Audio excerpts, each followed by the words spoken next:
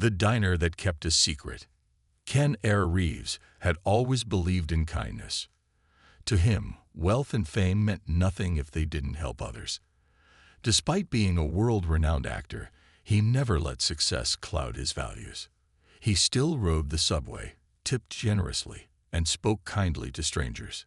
Years ago, in the heart of Los Angeles, Ken had quietly invested in a small diner. It wasn't for profit, nor was it for publicity. No one knew he owned it. Not the staff, not the customers. The only person aware of his involvement was his longtime friend and business partner, Daniel Carter. Ken wanted the diner to be more than just a place to eat. He wanted it to be a haven, a place where the struggling found warmth, where the lonely found conversation, and where kindness was the currency that mattered most. For years, the diner thrived. The food was simple but hearty, the coffee was always hot, and the staff were known for their warm smiles. It became a second home to many, a refuge for the city's working class, the lost and the hopeful. But then, something changed. The call that changed everything. Ken had just returned home from a long day on set. It was past midnight, and exhaustion weighed heavy on him. As he was about to sleep, his phone buzzed on the nightstand. At first, he ignored it, assuming it was another late-night message from a producer. But when he saw the name flashing on the screen, his heart sank. Daniel Carter. Daniel never called at this hour. Ken answered immediately. "Daniel, what's going on?" There was a pause. Then a hesitant voice spoke. "Ken, I know you like to stay out of the diner's business, but I think you need to see what's happening for yourself." Ken sat up. "What do you mean?" Daniel's sigh was heavy. "Things have changed. The atmosphere is different. There's something going on with the staff. I can't explain it over the phone, but trust me, man. You need to see this with your own eyes." A chill ran down Ken's spine. Daniel wasn't one to exaggerate. If he was this concerned, something was seriously wrong. "I'll be there first thing in the morning," Ken promised, his exhaustion now replaced with unease. A different diner. The next morning, Ken dressed casually, a faded hoodie, jeans, and an old baseball cap. He wanted to blend in, just another face in the crowd. He had done this before, stopping by the diner from time to time, enjoying breakfast at the counter, watching how things operated. But this time, something felt different. The moment he stepped inside, he noticed it. The warm, welcoming atmosphere was gone. The air felt tense. The familiar hum of friendly chatter had been replaced by a cold, mechanical efficiency. The employees, once full of smiles, moved hurriedly, their faces tight with stress. Ken slid onto a stool at the counter. Behind it, a young waitress in a wrinkled uniform approached. Her name tag read Mia. "What can I get you?" she asked, barely making eye contact. Ken studied her. Her hands trembled slightly as she poured coffee into a chipped mug. Dark circles shadowed her eyes. "I'll have the usual," he said gently. She blinked at him. "The usual?" Ken smiled. "Yeah, pancakes and black coffee." Mia nodded and walked away without another word. Ken's gut twisted. Something was off. An unseen fear. As he sipped his coffee, he watched the staff carefully. There was a fear in their movements. The once vibrant energy had been replaced by something colder, something forced. Conversations were whispered, glances darted toward the kitchen, and no one lingered longer than necessary. Then, he noticed something else. The manager, a man Ken didn't recognize, stood near the entrance to the kitchen. His sharp gaze scanned the room like a hawk. Employees avoided eye contact with him, their bodies stiffening whenever he passed by. Ken's grip on his mug tightened. Who was this man? And where was the old manager, Karen? She had been with the diner since the beginning, a kind-hearted woman who treated the staff like family. Ken needed answers. Whispers of the truth. When Maya returned with his food, Ken decided to push gently. "It's my first time seeing this manager," he said casually. "Where's Karen?" Mia froze. Her fingers clenched around her notepad. She glanced over her shoulder, as if checking to see if anyone was watching. Then, in a whisper, she said, "She was fired. 2 months ago." Ken's jaw tightened. Fired? Karen had dedicated her life to this diner. Why? He asked. Mia swallowed hard. No one knows. One day she was here, the next, gone. And after that, everything changed. She hesitated, then lowered her voice even further. "We're not allowed to talk about it." Ken's pulse quickened. Something was very, very wrong. A silent threat. Ken continued eating, but his mind raced. Who was this new manager? What had happened to Karen? And why did the employees seem terrified? Just as he was about to leave, a commotion near the kitchen caught his attention. A busboy, barely 18, was being scolded by the manager. "You think this is a charity?" The man growled, his voice low but venomous. "I don't pay you to stand around." I'm sorry, sir," the boy stammered, his hands gripping the tray tightly. "I was just trying to." The manager's voice dropped to a whisper. Ken couldn't hear the words, but whatever was said made the boy pale. He nodded quickly and rushed off, his head down. Ken's blood boiled. This wasn't how things were supposed to be. This wasn't his diner. He had built this place to be a sanctuary, a place of warmth and respect. And now it had become something else entirely. No more. Ken had stayed in the shadows long enough. He needed to uncover the truth. And he needed to take back what was his. The truth beneath the surface. Keanu Reeves sat in his car, staring at the neon sign of the diner flickering against the Los Angeles night. His fingers drummed against the steering wheel as he replayed everything he had seen and heard that day. The fear in Mia's voice. The pale, trembling busboy. The tension that had settled over a place that once thrived on warmth and kindness. This wasn't just a management issue. Something deeper was at play. And Ken was going to find out what. A familiar face in the shadows. He had intended to drive home and return in the morning. But something held him back. A gut feeling. Years in Hollywood had sharpened his instincts. He knew when something wasn't right. So instead of leaving, he parked a block away, pulled his baseball cap lower over his eyes, and walked back to the diner's rear entrance. The alley was dimly lit, lined with dumpsters and crates. It smelled of grease and old coffee. As he approached the back door, movement in the shadows caught his attention. Someone was there. Ken tensed, ready for anything. But when the figure stepped into the dim light, his breath caught. It was Karen, the former manager. Her once proud posture was now hunched, her sharp eyes filled with sadness. She wore a simple hoodie, the hood pulled up over her graying hair. When she saw Ken, her eyes widened with recognition. "Ken," she whispered, barely believing it. He took a step closer. "Karen, what happened?" She looked around nervously before grabbing his arm and pulling him deeper into the alley. "You shouldn't be here," she hissed. "Not now. Not like this." Ken frowned. "I own this place, Karen. And I just walked in to find a stranger running it like some kind of dictator." Karen let out a bitter laugh. "You own it? Yeah. Try telling that to them." "Them." Ken's voice hardened. Karen shook her head. "You need to leave before they see you." Before she could finish, the back door of the diner swung open with a loud clang. A figure stepped out. It was the new manager. His sharp eyes scanned the alley. For a moment, Ken held his breath, standing still in the shadows. Karen shrank back, pressing herself against the wall. The manager took a slow drag from a cigarette, exhaling a long plume of smoke before turning back inside. The door slammed shut behind him. Karen let out a shaky breath. Ken turned to her. "Tell me. Everything." "The takeover." Karen hesitated, but then she exhaled deeply, as if the weight of the secret was too much to carry alone. "It started 3 months ago," she said. "Out of nowhere, A man came in claiming to be the new regional director of operations. Said the diner had been bought out. I told him he was wrong, that this place belonged to a private owner. Ken nodded. Which is true. Karen nodded back. I pushed. I asked for proof.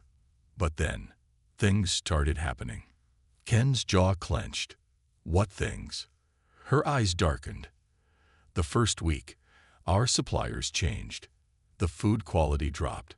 But if we complained, we were told to mind our business.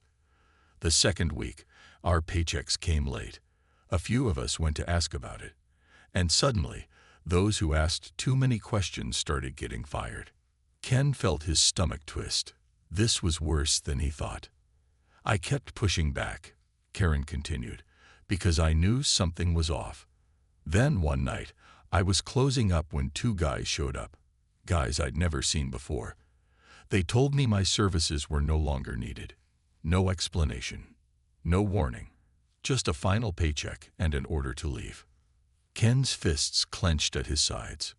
Why didn't you call me? Karen gave him a knowing look. I tried, Ken. Your number was changed in the system. Your emails. Blocked. Ken's breath hitched. Someone had deliberately cut him out of his own business. And now, that someone was running it into the ground. An unseen hand. Karen rubbed her hands together, as if trying to keep warm despite the LA heat. I stayed quiet for a while, just watching from a distance, she admitted. But the more I watched, the worse it got. The employees, they're terrified, Ken. They can't even speak freely. And the customers, the regulars, they started disappearing. Little by little. Ken narrowed his eyes. Disappearing. Karen nodded. It's subtle. The ones who used to come in every day, construction workers, taxi drivers, that older man who always sat by the window reading his newspaper. They just stopped showing up. Ken's mind raced. There had to be a reason for it. Whatever is going on, Karen said, it's not just about bad management. It's something bigger. Ken stared at the diner. His diner. A place that was supposed to be built on kindness and community was now drowning in fear. He wasn't going to let it continue. Back inside. Ken turned back to Karen. I need to get inside. I need to talk to the employees when the manager isn't around. Karen hesitated. Ken, they're watching everything. If they figure out who you are, they won't. His voice was firm. Not yet. After a pause, Karen nodded. Then there's one person you need to talk to. She glanced toward the diner. Mia. Ken frowned. The waitress. Karen nodded. She's been there since the beginning. If anyone knows what's happening, it's her. The plan. Ken didn't waste any more time. He waited until the manager left for the night, which, strangely, was much later than any manager should have stayed. Once the coast was clear, he stepped back into the diner, walking straight to the counter. Maya looked up, startled. You're back, she whispered. Ken gave her a small nod. We need to talk. She hesitated. Then, slowly, she grabbed a coffee pot, pretending to refill cups as she leaned in close. Meet me outside after close, she murmured, barely moving her lips. Near the dumpster. Ken simply nodded and sipped his coffee. He had a feeling he was about to uncover something much bigger than he had anticipated. And this was only the beginning. The hidden truth behind closed doors. A meeting in the shadows. The city had settled into its usual late-night rhythm. Sirens in the distance, the hum of traffic, and the occasional honk of a car horn. But behind the diner, near the dumpster where the smell of old grease and stale coffee lingered, Keanu Reeves stood waiting. He pulled his hoodie tighter against the chill, his mind racing. What had happened to his diner? He had built it as a refuge, a place where people felt welcome, safe. But now, something sinister lurked beneath its surface. Footsteps. Ken turned. Mia approached cautiously, glancing over her shoulder before stepping closer. Her uniform was wrinkled, her hair hastily tied back. Up close, Ken could see the fear in her eyes, the same fear he had seen in every employee's face that day. "You really shouldn't be here," she whispered. Ken's voice was calm but firm. "I need to know what's happening." She bit her lip, hesitating. Ken lowered his voice. "I know you're scared, but I also know you care about this place. You wouldn't still be working here if you didn't." Mia exhaled sharply. "It's not that simple. People who ask questions don't last long. They either get fired or, worse." Ken's stomach twisted. "Worse? What does that mean?" Mia's fingers curled around her notepad like it was a lifeline. "It started after Karen was fired. At first, it was little things. Paychecks delayed. New rules about when we could take breaks, what we could say to customers. And then," she swallowed hard, "people started disappearing." Ken's blood ran cold. "Who? Regulars? Staff?" Her voice dropped even lower. "You remember Leo? The cook who had been here since forever?" Ken nodded. Leo had been one of the first hires, a man with a tough exterior, but a heart of gold. "He's gone," Mia whispered. "One day, he just stopped showing up. No notice, no explanation, just gone." Ken's jaw tightened. "Did anyone ask about him?" Mia gave him a look. "Of course. But every time we did, the manager, Mr. Black, shut it down. He said Leo quit, but that doesn't make sense. Leo was about to hit his pension. Why would he leave now?" Ken's fists clenched. "Who else?" Mia hesitated, then listed 5 more names. Employees, regulars, people who had once been part of the diner's daily life, vanished without a trace. Ken's mind was working fast. This wasn't just about bad management. This was something else, and he needed to find out what. A new face in the kitchen. Mia glanced at her watch. "The night shift is about to start. If you really want to know what's happening, you need to see what goes on after hours." Ken nodded. Mia exhaled. "Okay, follow me." She led him back inside through the back door, where the kitchen was dimly lit. The sizzling of a deep fryer filled the air, along with the distant murmur of voices. Ken expected to see a familiar face behind the grill, but instead, a man he didn't recognize stood there. The new cook was tall and lean, his arms covered in tattoos. His eyes were sharp, assessing. Mia whispered, "That's James. He replaced Leo." Ken watched as James worked. His movements were too calculated, too precise. He wasn't just a cook. James turned slightly, and Ken noticed the bulge of a gun under his apron. His stomach tightened. Why does a diner cook need a gun? Ken leaned toward Mia. "Who hired him?" Mia swallowed. "Mr. Black." Ken's mind was reeling. This was bigger than a simple takeover. Something criminal was happening here. The lockbox. Mia nodded toward the office door at the back of the kitchen. "The real answers. They're in there." Ken studied the door. Heavy. Reinforced. A keypad lock. "Do you know the code?" Mia shook her head. "Only Black and James have it." "But..." She hesitated, then pulled out a small key from her pocket. "This opens the lockbox in the manager's office. Karen gave it to me before she left. She said if anything ever happened to her, I needed to get inside." Ken took the key, his heart pounding. Breaking in. Ken waited until the kitchen had settled into a routine, until James was too busy flipping burgers to notice. Then, moving swiftly, he slipped through the door and into the dark office. The air smelled of cigar smoke and cheap cologne. A large desk dominated the space, cluttered with papers, receipts, and a computer. Ken went straight to the lockbox mounted on the wall. He inserted the key. It clicked open. Inside was a folder, thick, stuffed with papers. Ken pulled it out and flipped through the documents. The evidence.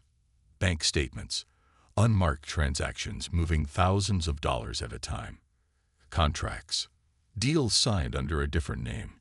Not Ken's, but a shell company he had never heard of.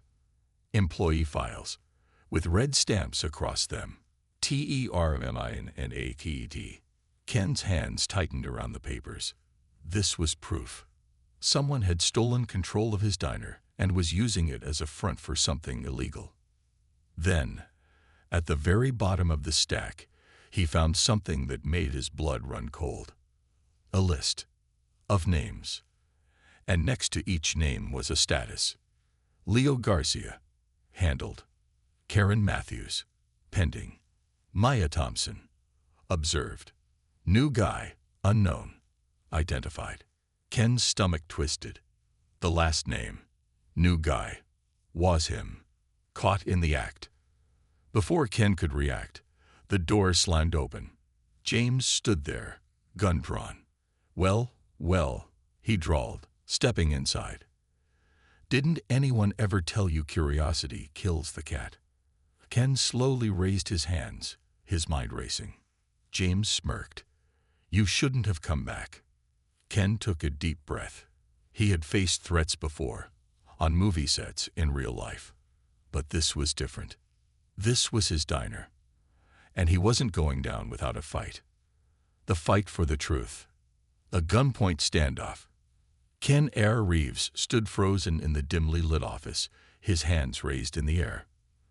The lockbox was open, its incriminating contents laid bare on the desk before him. Across from him, James, the so-called cook, stood with a gun trained on him, a smirk playing on his lips. You just had to go snooping, didn't you? James drawled, cocking the gun slightly.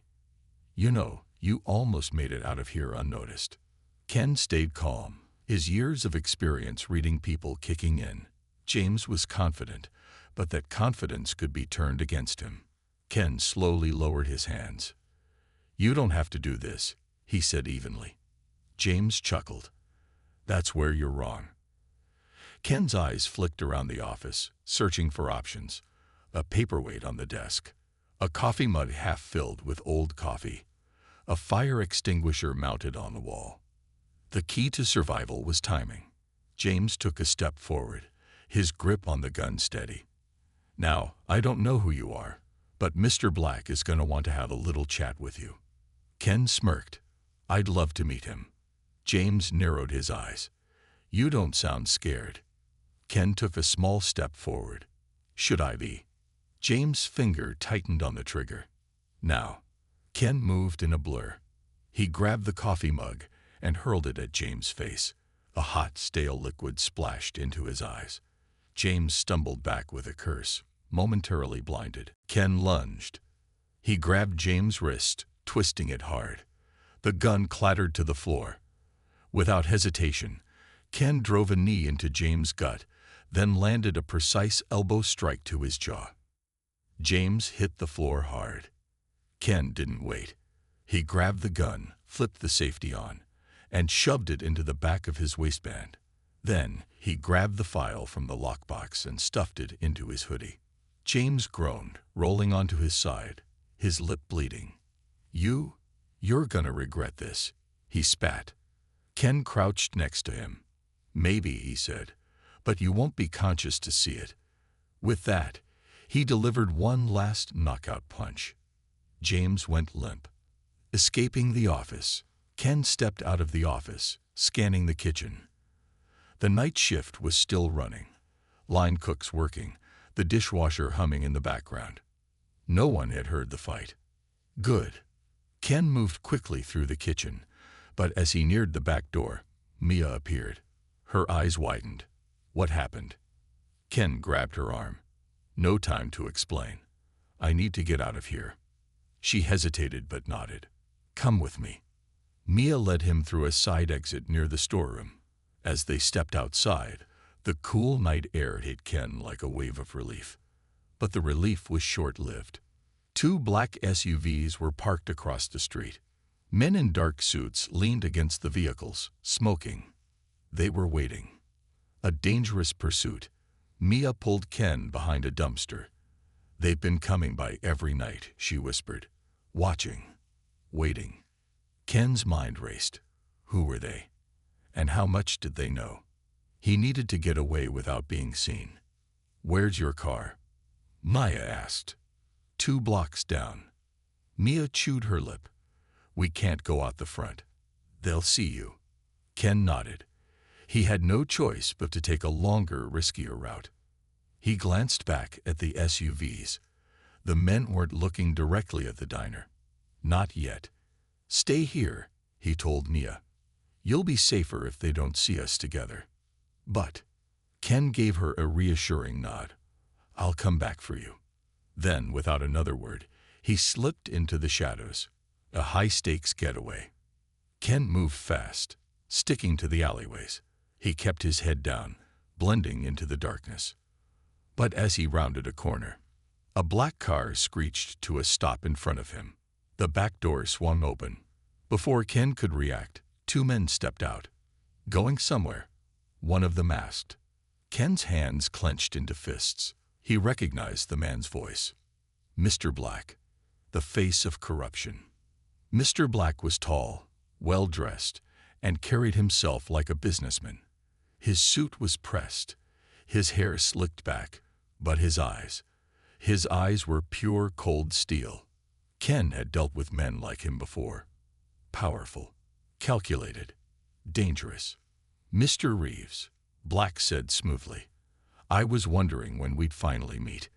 Ken tilted his head. "You know who I am." Black smirked. "Of course.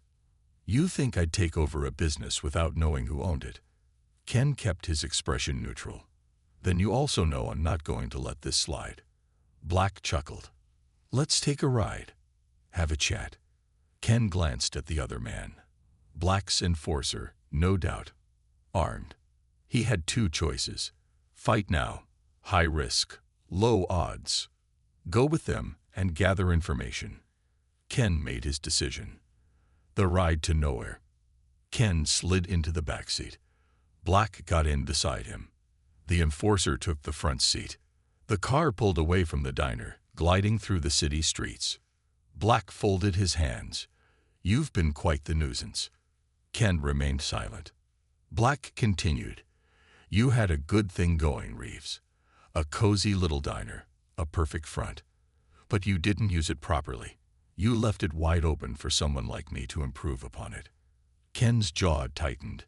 "You mean exploit it?" Black smiled. "It's all about perspective."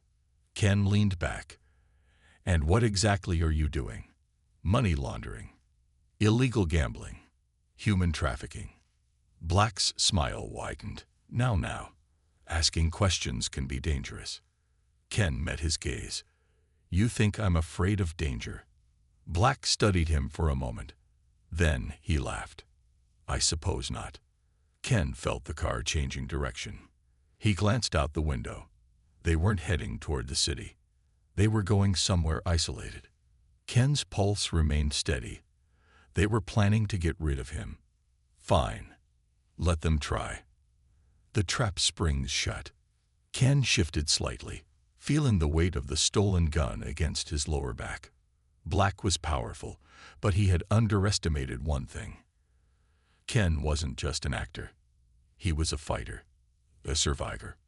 And tonight, he was going to take back what was his, turning the tables, the ride to the unknown. The black sit-in moved silently through the deserted streets of Los Angeles. Keanu Reeves sat in the back seat, his body relaxed, but his mind razor-sharp. Mr. Black sat beside him, a smirk playing on his lips. The enforcer in the front seat kept a firm grip on the wheel, his eyes flicking between the rearview mirror and the road ahead. Ken had been in dangerous situations before, on set, in real life. But this was different. This was his business, his people, his life. And someone had tried to steal it from him. As the city lights faded behind them, Ken knew one thing. They weren't planning on letting him walk away. Good. They had no idea who they were dealing with. Sizing up the enemy, Ken shifted slightly, feeling the weight of the stolen gun against his lower back. A last resort. His best weapon right now wasn't firepower. It was his mind. Mr. Black watched him closely. You're remarkably calm for someone being driven to his own execution. Ken smirked. Maybe you're the one being driven somewhere. Black chuckled. You know, I actually respect you. Most people in your position would be begging by now. But not you. You're thinking. Trying to find a way out. Ken leaned back against the leather seat. You talk too much. Black's smile faded slightly. That confidence of yours is going to be your downfall. Ken tilted his head. Or maybe it's the reason I'm still alive. Black's fingers drummed against the armrest. He glanced at his enforcer. How much farther? 5 minutes, the driver replied. Ken's gaze flicked to the road. They had left the city completely. Industrial warehouses loomed in the distance. No streetlights, no witnesses. Perfect. Making his move, Ken exhaled slowly. You know, Black, I've been thinking. If you were smart, you'd have killed me at the diner. Black raised an eyebrow. Oh, yeah. Ken moved fast. Faster than they expected. He lunged forward, slamming his elbow into the driver's throat. The man choked, his grip on the steering wheel slipping. The car swerved violently. Black shouted, reaching for a weapon. Too late. Ken struck him hard, sending his head bouncing against the window. The driver coughed, struggling to regain control. Ken grabbed the wheel. One hard twist. The car spun out of control. Tires screeched. The vehicle skidded, veering off the road, slamming into a chain-link fence. Impact. The world blurred for a second. The engine hissed. The driver slumped forward, unconscious. Ken moved first. Always move first. He yanked the stolen gun from his waistband and pressed it against Black's forehead. Black's breath hitched. For the first time, he looked afraid. Now, Ken said, voice low and steady, let's have a real conversation. Interrogation in the wreckage. The car was totaled, smoke curling from the crumpled hood. Ken dragged Black out of the wreckage, tossing him against the fence. Black coughed, blood trickling from his lip. You think this changes anything? Ken cocked the gun. Start talking. Black chuckled, though there was less arrogance now. You don't have the stomach for this. Ken knelt beside him. I built that diner from the ground up. I made sure everyone who walked through those doors felt safe. And you turned it into something ugly. Black wiped his lip. I turned it into something profitable. Ken pressed the barrel harder against his forehead. Tell me who you're working for. Black smirked. You don't get it, do you? I'm just a piece on the board. You think taking me out fixes things. There's a lot more where I came from. Ken narrowed his eyes. Give me names. Black hesitated. Ken pulled the trigger halfway. A soft click. Black's smirk disappeared. All right, he hissed. All right. The diner. It's part of a bigger operation. Money laundering, gambling. Sometimes. People. Ken's stomach twisted. People. He didn't let the emotion show. Who's running it? Black hesitated, then sighed. A guy named Victor Hale. Ken's eyes flickered. He had heard that name before.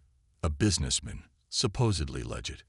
But behind the scenes, a ghost. No records, no proof. Until now.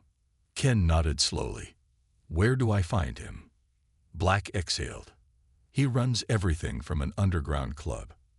The Red Orchid. Ken filed the information away. Then he stood up. Black frowned. You're letting me go. Ken tilted his head. Not quite. A fitting end for Mr. Black. Ken stepped back, gripping the gun tight. You took my diner. You hurt my people. Black's smirk returned. And what are you gonna do about it? Ken pulled out his phone. Dialed a number.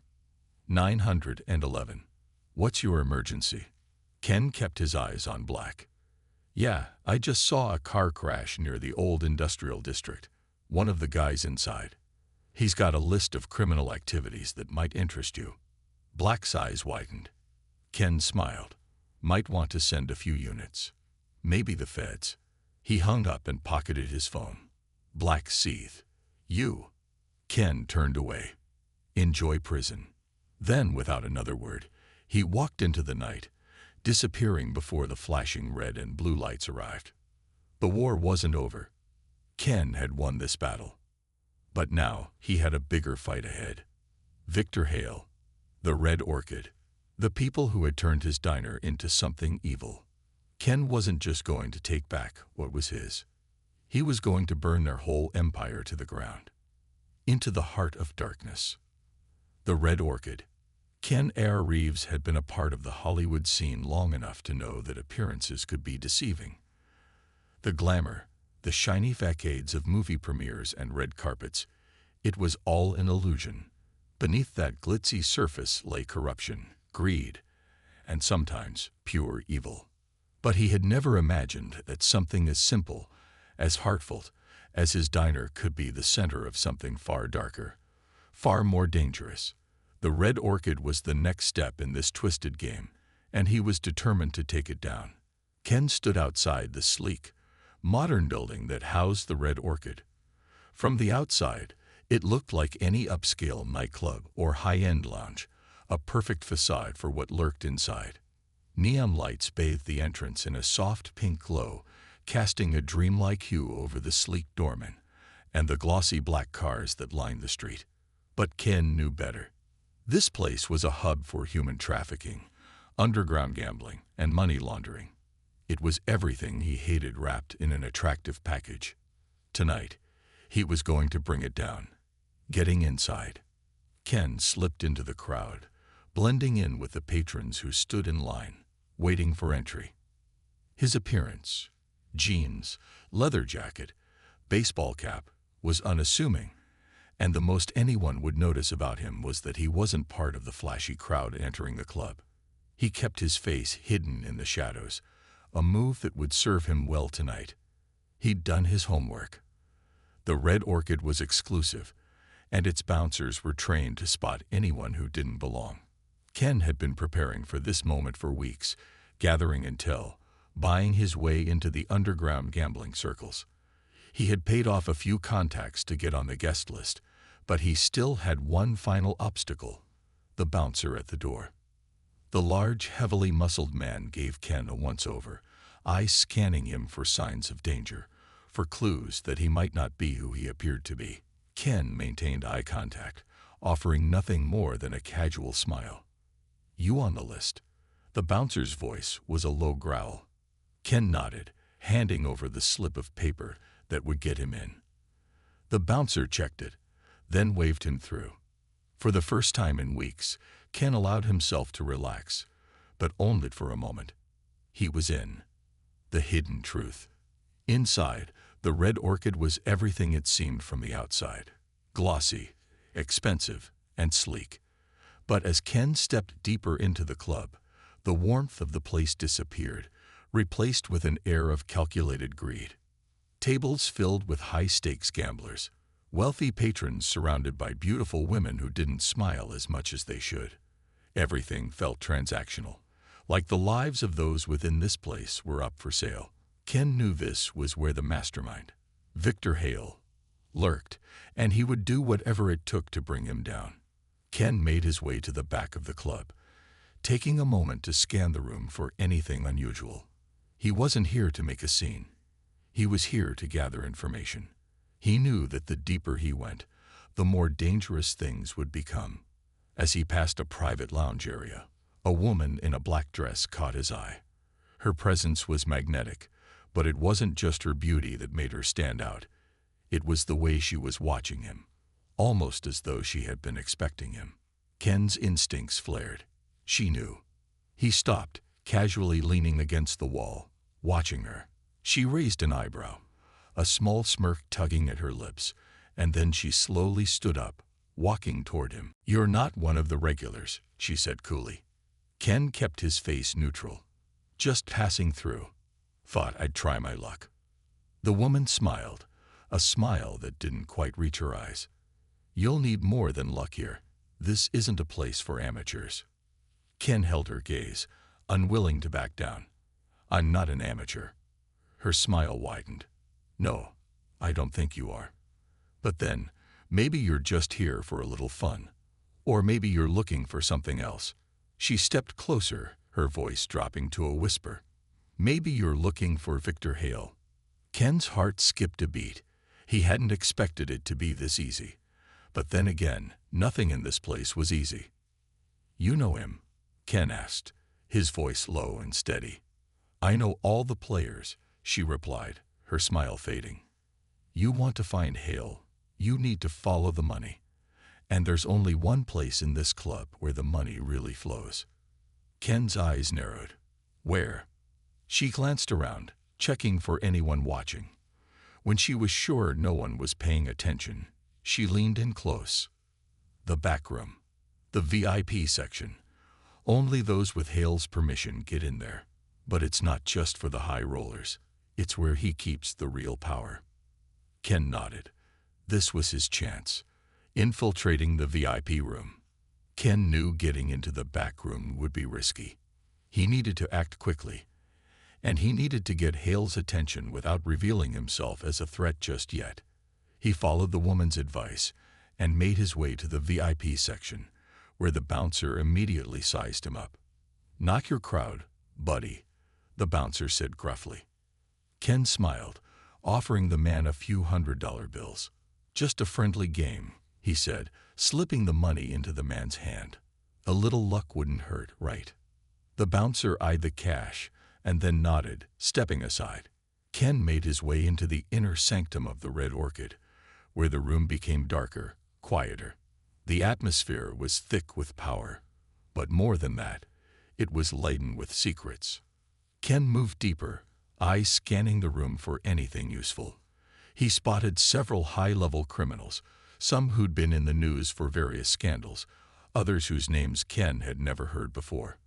But then, at the back of the room, sitting at a high-end poker table surrounded by a group of silent, tense men, was Victor Hale. The man was everything Ken had imagined. A powerful, imposing figure, dressed in a suit that cost more than most people's annual salaries. His eyes, dark and cold, swept over the room like he owned it. And in this place, he did. Ken knew that getting close to Hale would be a challenge. But if he could just get a word with him, if he could just plant the right seed, the entire network of criminals would start to unravel. He didn't hesitate. Ken made his way toward the table, his gaze locked on Hale. When he was close enough, he dropped into an empty seat without asking. Hale's cold gaze shifted to Ken. "And you are?" Hale asked, his voice smooth but dangerous. Ken smiled, his tone easy casual. "Just a guy who wants in on the action." Hale studied him for a long moment before nodding. "What's your game?" "I'm just here for the real deal," Ken replied, his voice steady. "I hear you're the man who makes things happen in this city. I want to be part of it." Hale smirked. "You think you can handle what goes on here?" "It's not a game for the weak." Ken leaned forward, lowering his voice. "I don't plan on being weak." Hale's expression remained unreadable. For a moment, Ken thought he might get kicked out. But instead, Hale gestured to the men at the table. "Let's see what you've got. The game begins." The game began, but Ken wasn't focused on the cards. His eyes were on Hale, watching every subtle movement, every glance exchanged between Hale and his associates. He was waiting for the right moment, the moment when Hale would reveal something, anything, that would tie him to the illegal activities Ken was about to expose. And when that moment came, Ken would strike. The final move. The game of shadows. Keanu Reeves sat at the poker table, the noise of the Red Orchid fading into the background. The tension in the air was thick, palpable. He was surrounded by men who had lived their entire lives in the shadows, men whose hands were stained with crimes most people couldn't even imagine. Yet Ken remained calm, his gaze never wavering from Victor Hale, the man whose criminal empire was about to collapse. Hale sat across from him, poker face impenetrable. The game had already been in progress for an hour, and Ken had been quiet, watching, studying. Each card dealt, each bet placed, was a mask, a veil for the true purpose of this meeting. Ken was here not to win the hand, but to win the war. Every card he played, every casual remark, every movement, everything had a purpose. His mind worked faster than the cards. He wasn't focused on the poker game. He was focused on Hale, the poker face. The game continued. Ken pushed a few chips into the center, playing along with the high-stakes tension in the room. His poker face was flawless, a practiced art from years of dealing with the media. But Hale was no amateur. He studied Ken closely, narrowing his eyes as if trying to read his every thought. "You're playing for more than just money," Hale observed, his voice smooth, the faintest hint of suspicion creeping in. Ken smiled faintly, his eyes never leaving the cards. "Aren't we all?" The rest of the men around the table remained silent, their eyes darting between Ken and Hale. This wasn't just a game. It was a showdown. Everyone knew that Ken wasn't like the others at this table. They didn't know who he was, but they sensed his confidence and calmness in the midst of the storm. Hale's lips twitched slightly, a small recognition flickering in his eyes. "You think you're going to get something from me by sitting at this table, playing my game?" Ken's smile widened just a fraction. "I think we both know this game's already over." There it was, the crack. Hale's eyes flared for a fraction of a second. Then his expression quickly returned to his usual cold demeanor. But it was too late. Ken had already planted the seed of doubt. The pressure mounts. Ken could feel it. The subtle shift in the atmosphere. Hale was starting to feel the pressure. And for the first time, Ken wasn't just playing a game of poker. He was playing a game of minds, pushing the man who had built this empire of crime to the brink of revealing his true nature. The game continued. Ken had played a few hands conservatively, not showing any cards that might reveal his strategy. But as the pot grew larger, Ken pushed forward. He was almost ready to make his move. He glanced at Hale once more. The man was a machine, completely unreadable. But Ken saw something in his eyes, a flicker of unease. It was there, just barely noticeable to anyone else. But Ken saw it. And that meant one thing. Hale was hiding something. The reveal. The cards were dealt once again. Ken looked at his hand. Nothing spectacular, but enough to keep him in the game. Hale, on the other hand, had a strong hand, likely the best he'd had all night. This was the moment. Ken leaned forward, his voice soft but deliberate. "I know what you're really doing here, Victor. And I know who you're working for." The room fell silent. Even the hardened men at the table seemed to freeze, their attention fully on Ken. Hale didn't flinch, but the atmosphere had shifted. The tension was almost suffocating. Ken continued, "You think you're in control, that this club, this operation, this entire empire is untouchable. But I'm here to tell you that I know exactly what you're up to. I know about the money laundering, the trafficking, the shady deals, and..." He paused, letting the silence stretch. "The people you've ruined." A few of the men at the table shifted uncomfortably. Hale's face hardened, but Ken wasn't done yet. "Everything you've built is about to crumble, Victor, because I've already sent everything I've uncovered to the authorities, and I already made sure the right people are watching." Now, Ken saw it. The shift in Hale's posture, the tightening of his jaw, the flicker of panic in his eyes. It was subtle, but it was there. Ken's heart raced, but he kept his face calm. His fingers brushed against the edge of his cards, feeling the tension beneath them. "You think you can take me down?" Hale's voice was low, a warning. "You have no idea who you're dealing with." Ken smiled. "I know exactly who I'm dealing with. You're the man who built an empire on fear, on corruption, and on the backs of innocent people. But the thing about empires, Victor, is that they always fall." The final showdown. Hale stood up suddenly, the chair scraping against the floor. "You're making a grave mistake, Mr. Reeves," he said, his voice like ice. "You think you can waltz in here, expose me, and just walk away. Do you have any idea what I control? Ken stood up slowly, not backing down. I know exactly what you control, but control doesn't last forever. The poker game was over now, and the tension was palpable. Hale's men began to rise from their seats, but Ken was ready. He had expected this. Before anyone could make a move, the back door burst open. Police officers, feds, and a group of armed agents stormed into the room. Several of Hale's associates froze, but Hale didn't. He lunged toward his desk, reaching for a drawer. Ken was already moving, faster than Hale anticipated. He grabbed Hale's wrist, twisting it sharply, forcing him to release the gun he was about to draw. Hale snarled in pain, but it was no use. The agents moved in, handcuffing him with swift precision. The end of the empire. Victor Hale was taken down that night. The authorities raided the Red Orchid, seizing the illicit funds and freeing those trapped in Hale's operation. It wasn't just the end of Hale's empire. It was the end of the criminal network that had been poisoning the city for years. Ken stood in the middle of the chaos, watching as the agents filed out, escorting Hale away in cuffs. The weight of the moment settled on him like a heavy mantle. He had won, but it hadn't been easy. It had cost him his peace, his time, his comfort. But the people who had suffered in silence under Hale's control, they would be free now. They would finally have a chance at a life without fear. Ken exhaled slowly, a sense of relief washing over him. This was just the beginning. He had won this battle, but there would always be more to fight. Because some battles weren't just about winning.